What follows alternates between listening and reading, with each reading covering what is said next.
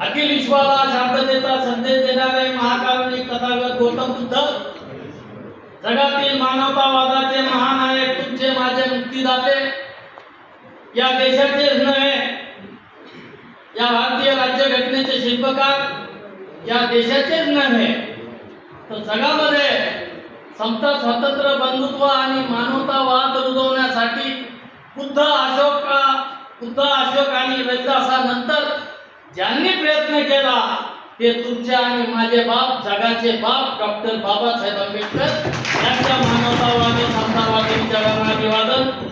मित्र हो, या ठिकाणी या जागतिक परिषदेमागचा जो उद्देश होता, या जागतिक परिषदेमागचा जो काही हेतू होता, तो हेतू या परिषदेच्या माध्यमातून जे जे काही बाबासाहेब आंबेडकरांना मानणारी लोक आहेत, बाबासाहेब आंबेडकरांच्या विचारधारेवर काम करणारी लोक आहेत, मातक समाजाला एकीकडं आरएसएसच्या नांदी लागून बोधावर तुटून पडतोय, बाबासाहेबावर तुटून पडतोय, बाबासाहेबावर वेगवेगळ्या पद्धतीने आरोप करण्याचा प्रयत्न या ठिकाणी आरएसएसच्या मांडीवर बसणाऱ्या मातक समाजातील ज्या काही कार्यकर्त्यांनी, नेत्यांनी केलेला आहे, तो प्रयत्न हाणून पाडण्यासाठी या ठिकाणी आंबेडकरवादी मातंग आणि आंबेडकरवादी चर्मकार समाजातील वक्त्यांना या ठिकाणी बोलवलेला आहे आणि त्यांनी या ठिकाणी जो प्रयत्न केलेला आहे, आपली भूमिका स्पष्ट मांडलेली आहे, त्याचं खरं कौतुक करावं, कौतुक केलं पाहिजे, अभिनंदन केलं पाहिजे. आणि हा प्रयत्न माझा यशस्वी झाला, ही जागतिक परिषद यशस्वी झाली असं मला वाटतं. राहिला जो दुसरा प्रयत्न आहे की या ठिकाणी मातंग समाजाच्या डोक्यामध्ये काही आरएसएसच्या की बाबा आमचं आरक्षण बोलताना खाल्लं, आमचं आरक्षण बोलताना खाल्लं, अजिबात नाही. ज्यांनी बाबासाहेबाला आदर्श मानलं, जे जे काही लोक बाबासाहेबांच्या विचारधारेवर काम करतायत, त्यांचं निश्चितच कल्याण झालेलं आहे.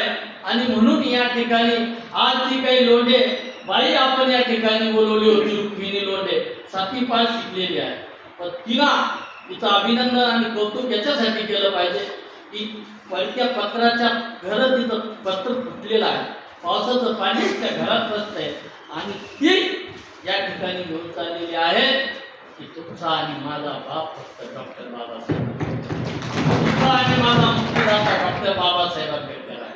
बोरकर सरांना मी बोलवलं अकोल्यावर, ते तांबा समाजाचे, आणि लगेचच 14 ऑक्टोबर 2024 मध्ये त्यांच्या नेतृत्वाखाली अकोल्याला आम्ही धम्मदीक्षेचा कार्यक्रम घेणार आहोत. ही माणसं समाजापुढे आली नाही. यांनी हिंदुत्वाच्या नादी लागले, कोणी आरएसएसच्या नादी लागले, परंतु मित्र हो, आप कौन से जात के हैं, आप कौन से जाति से है, ये मुझे लेना देना नहीं है. आप कौन से जाति से है, ये मुझे लेना देना नहीं है और मुझे फर्क नहीं पड़ता नहीं है. आप कौन से जाति से, उससे मुझे कोई लेना देना नहीं है, लेकिन आप मुझे जय भीम कहते हैं तो आप मेरे भाई है, आप विचारा. आणि म्हणून या ठिकाणी बीएमसी फॅक्टर विजय भाऊ या ठिकाणी जे बसलेले वक्ते आहे, याच्यातला अध्यक्ष जर सांबार असेल, याच्यातला उद्घाटक मातंग आहे, तो धम्मदीक्षित आहे, याच्यातला प्रमुख मार्गदर्शक सोन कांबळे आहे. हा आम्ही जे फॅक्टर आहे आमचं बीएमसीचं, ते फॅक्टर प्रमाणे या ठिकाणी सगळे वक्ते बोलवलेले आहे. आम्ही ज्या ठिकाणी ही भूमिका घेऊन चाललेलो आहे, आजकाल मातंगाला हे पेटून दिलेलं आहे, आरएसएसला एवढं नांदी लावलेलं आहे की ते काही प्रमाणात जरी यशस्वी झाले असेल बौद्ध आणि मातंगामध्ये भांडणं लावण्याचा तो प्रयत्न आंबेडकरवादी संघर्ष समिती निश्चितपणे या जागतिक परिषदेच्या माध्यमातून हाणून पाडणार आहे. कारण एकत्रित बाबासाहेब आंबेडकरांपेक्षा कोणीच हुशार नाही.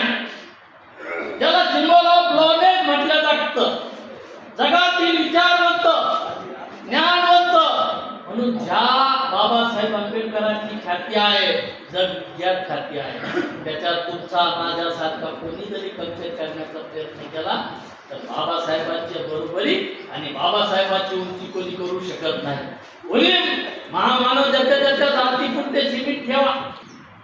अनुसूचित जातीची जेव्हा अनुसूची बनवल्या गेली, तेव्हा बाबासाहेब आंबेडकरांकडे कुणी केलं नव्हतं, आता केलं नव्हतं.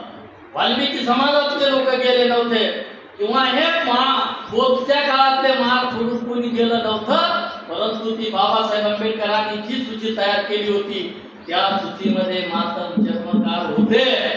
हे बाबासाहेबाला त्या काळातल्या कोणी मातम समाजाने नेत्यांनी सांगितलं नाही, बाबासाहेबाला कोणी चर्मकार समाजाच्या नेत्यांनी सांगितलं नाही.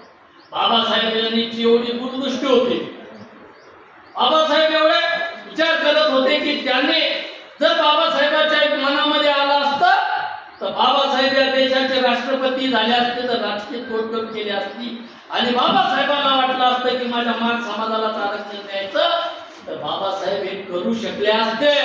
परंतु बाबासाहेब कधीही पायाजवळ पाहणारे नव्हते. बाबासाहेबांनी या देशातील 6,743 जातीचा विचार केला, या देशातील महिलांचा विचार केला, या देशातील कामगारांचा विचार केला, या देशातील नागरिकांचा विचार केला, त्याला सगळ्यांना मतदानाचा अधिकार दिला. Oh Lord, one man one value ही जी किमया कोणी केली असेल तर डॉक्टर बाबासाहेब आंबेडकरांनी. देशातला प्रत्येक नागरिक बाबासाहेबाचा लाभार्थी आहे. एकटा या देशातला लाभार्थी बौद्ध समाज आहे असं नाहीये.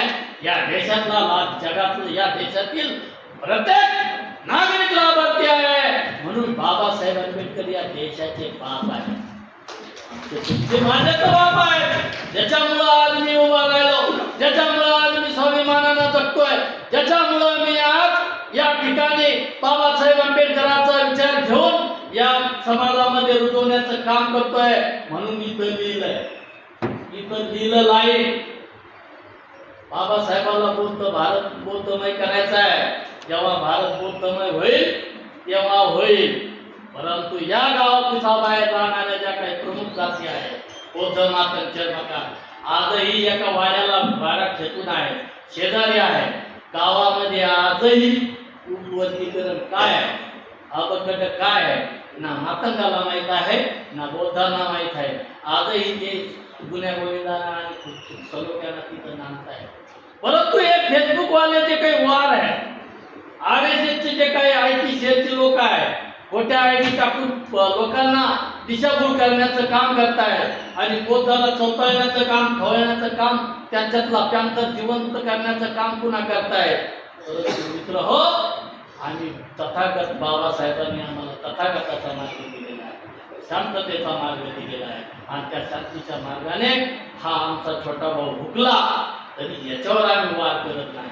आंबेडकरवादी जे आहे, मनुवादी जे आहे, RSS फक्त आंबेडकरवाद्यांना घाबरतात. या देशामध्ये कोणाची भीती आहे? ना मुस्लिमाची भीती आहे ना ख्रिश्चनाची भीती आहे.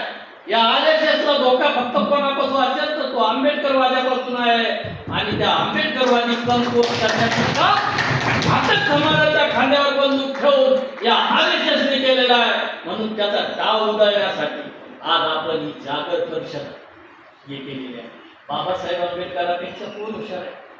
बाबासाहेब आंबेडकरांनी जी राज्यघटना लिहिली त्याच्यामध्ये 395 कलम आणि 8 वर्ष. बाबासाहेबांना हे धोके माहित नव्हते का? म्हणून बाबासाहेब आंबेडकरांनी 26 नोव्हेंबर 1949 रोजी हे संविधान या देशाला अर्पण केलं आणि त्यानंतर जगभरातील मीडियाने बाबासाहेबांची मुलाखत घेतली, बाबासाहेबांचे फोटो काढले. बाबासाहेबाला जेव्हा मीडियानं सांगितलं दिल्लीकडे चाला म्हणून काही गायकले हुशारी, चला दिल्लीकडे नाही, त्या मीडियाला सांगितलं होतं खबरदार, तोपर्यंत माझा समाज जागृत आहे तोपर्यंत हे समाज संविधान टिकून ठेवण्याची जबाबदारी त्याच्यावर आहे आणि जबाबदारी माझ्यावर आहे. RSSच्या नादीला गेलेला कुठभर मात्र झालं तर जर गाथर किंवा जातीवर आले तर कुठं काय होईल, परंतु आम्ही बुद्ध स्वीकारले आणि बुद्धाच्या मार्गाने आमचा भाऊ जरी वाट चुकला असेल तर त्याला त्याच्या डोक्यामध्ये आम्हाला सांगणं आहे की बाबासाहेब आंबेडकरांनी 341 कलम देत असताना 7 समूहाला दिलं आणि त्या वर्गवारीतल्या जात समूहाला दिलं. बाबासाहेबांनी लिहिलं असतं की बाबा याच्यामध्ये जर काही लोक मागं राहिले तर त्याचं उपवर्गीकरण करा, परंतु परंतु असं कुठेही बाबासाहेब आंबेडकरांनी केलेलं नाही. 2004ला जो सुप्रीम कोर्टाचा निकाल आला त्याच्यामध्ये त्याच पद्धतीचं जजमेंट होतं की आरक्षण हे जात समूहाला दिलेलं आहे, त्या वर्गवारीतल्या जात समूहाला दिलेलं आहे, वैयक्तिक दिलेलं नाही. परंतु 1 ऑगस्ट 2024ला रूल ऑर्डर, या देशामध्ये संसद मोठी आहे का न्याय व्यवस्था मोठी आहे? तर बाबासाहेब आंबेडकरांनी सांगितलं संसद मोठी आहे. संसदेने जे जे कायदे पारित केले त्याची अंमलबजावणी करायचं काम न्यायालयाचं आहे. परंतु हे न्यायालय RSSच्या नादी लागून हा निर्णय रूल ऑर्डर दिलेला आहे. रूल आणि हा रूल ऑर्डर दिलेला निर्णय तुम्हाला आणि मला घातक आहे असं समजत असेल. या ठिकाणी बाबासाहेब आंबेडकरांची लेख, बाबासाहेब आंबेडकरांचे भीम सैनिक आजही जिवंत आहे. हा लढा या ठिकाणी सांगत असताना हा लढा फक्त केवळ एका जातीपुरता नाही आहे. बाबासाहेब आंबेडकरांनी ज्या दिवशी या देशाला घटना अर्पण केली त्या दिवशी बाबासाहेब आंबेडकर एवढे खुशीमध्ये होते. डॉक्टर बाबासाहेब आंबेडकर दुपारी घरी गेले, जेवण केलं आणि आपल्या गॅलरीमध्ये टेहळी मारत होता. मारत असताना आचार्य कृपलानी, बाबासाहेबांच्या सोबत असणारा त्या संसदीय समितीमध्ये असणारा सदस्य ब्राह्मण नावाचा जो आचार्य कृपलानी बाबासाहेब आंबेडकरांचं अभिनंदन करण्यासाठी घरी गेला. हात पुढे घेऊन गेला आणि बाबासाहेबांचं अभिनंदन केलं. बाबासाहेब त्या दिवशी इतके खुश होते कि त्यांनी विचारलं, बाबासाहेब आज बहुत बड़ी खुश नजर आते हैं. बोले क्या बात है? आज संविधान लागू हुआ इसलिए खुश है. बाबासाहेब आंबेडकर म्हणाले कि नहीं, जो अधिकार हजारों साल से मेरे समाज को नकारा गया था वो अधिकार मैंने मतदान के माध्यम से मेरे समाज को दिया है, इसलिए मैं खुश हूं. तो आचार्य कृपलानी बाबासाहेबाला इनकस भावनेतून म्हणाला की समाज की बात करते हो बाबा साहब, जो समाज रोटी और बाटली के ऊपर हम खरीद सकते हो उस समाज की बात करते हो. बाबा साहेब बोले ठीक है, मेरा समाज अनपढ़ है, मेरा समाज गवार है, लेकिन यही समाज जिस दिन पढ़ लिख कर बड़ा हो जाएगा, मतदान का मतलब समझ में आएगा, उस दिन यही समाज तेरे समाज के कमर पे लात मारेगा और दिल्ली के संसद पे नीला झंडा फहराएगा. बाबासाहेब आंबेडकरांनी सांगितलं, जा आपल्या घराच्या भिंतीवर लिहा की आम्हाला या देशाची शासनकर्तीचा माल पाहिजे. तेव्हा किती लोकांच्या भिंती होत्या, कुणाचेच घर होते. म्हणून बाबासाहेब आंबेडकरांनी हा ज्या पद्धतीने मतदानाचा अधिकार दिला. तुम्ही आजही महाराष्ट्रामध्ये 58 जातीची लोकसंख्या जर काउंट केली, 58 एकाने 58 मात्र 24 लाख दाखवले, त्याच्यातले 14 लाख खर्च झाले, फक्त 10 लाख.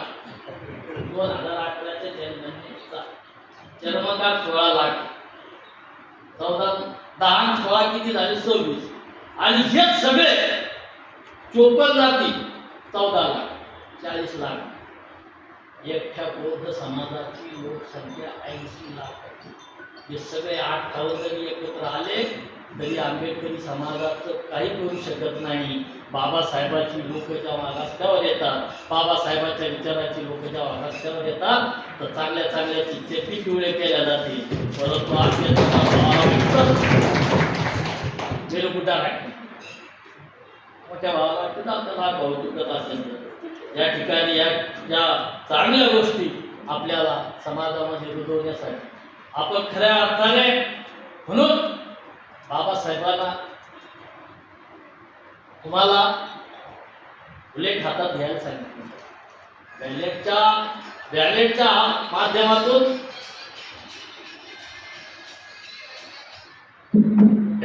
माध्यमातून सत्ता हस्तगत करा.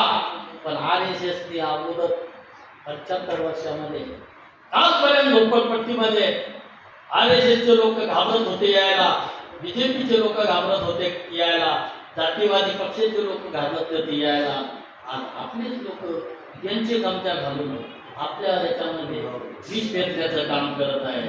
म्हणून बाबासाहेब आंबेडकरांनी एका पेनाच्या टोकावर हे सगळं बदलण्याचं काम केलं. संविधानाच्या नावावर नथुराम ने गोली चलाकर, नथुराम ने गोली चलाकर मिन्नत खरीदी, नथुराम ने गोली चलाकर मिन्नत खरीदी थी, गांधी जी ने गोली खाकर जिन्नत खरीदी थी, देवराव सरदार ने ताज और दौलत देकर तख्त और ताज खरीद ली थी, लेकिन मेरे बाबा साहब ने कलम चलाकर इज्जत खरीद ली. इज्जत तुम्हाला आहे म्हणून या ठिकाणी 13% जे आरक्षण आहे, मातंगाची संख्या किती? अरे झाकली मूठ 1.25 लाखाची ठेवा. जिधर जिधर तेरा भाई उधर उधर मेरा भाई नाही. एक हिंदू बाई आणि एक मुस्लिम बाई शेजारी राहत होती आणि ती हिंदू बाई सकाळी उठून जात्यावर वया गायची.